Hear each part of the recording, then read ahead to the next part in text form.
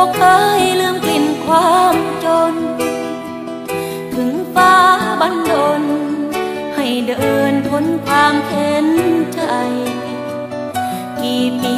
ที่เราจากเงาบ้านนาสู่ฟ้าเมืองไกลเสื้อร้อยเก่าๆกระเป๋าหนึ่งใบกับบุตรมอปลายยังจำได้ดีถึงในวันนี้สิ่งที่มีพออยู่สบายแรงที่เทไปส่งผลให้ยิ้มได้อีกที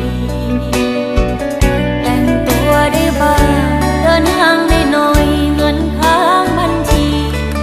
ส่งทางบ้านส่งน้องเรียนดีแต่กลิ่นทุลีดินยังติดใจความสุขสบายกว่าละลายภาพในความจำข้าวเหนียวส้มตำเป็นแขกประจำกับข้าวยามบ่ายเมืองใหญ่เมืองนี้เป็นเวทีสู้บ่ได้เป็นที่อยู่พอใจบ้านเฮาร่องเงาป่าไพรยังเป็นจุดหมายที่ใจร่ำหา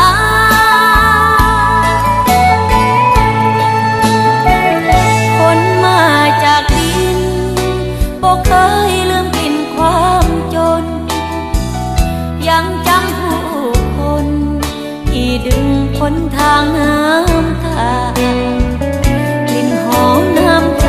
ผู้เคยร่วมทนบนทางผ่านมาย้ำเตือนตลอดเวลาให้รู้ตัวว่าก้าวมาจากดิน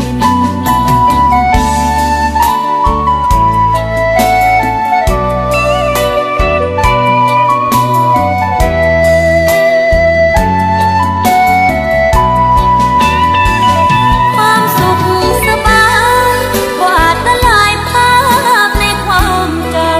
ำข้าวเหนียวส้มตำเป็นแขกประจำกับข้าวยามบ่ายเมืองใหญ่เมืองนี้เป็นเวทีสู้บ่ได้เป็นที่อยู่พอใจบ้านเฮา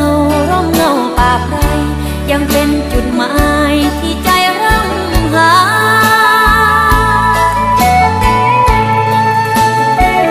คนมาจากดินบอกเคยลืมกลิ่นความจนยังจำผู้คนที่ดึงพ้นทางน้ำตากลิ่นหอมน้ำใจผู้เคยร่วมทนบนทางผ่านมาย้ำเตือนใจสาวดอกหญ้าให้รู้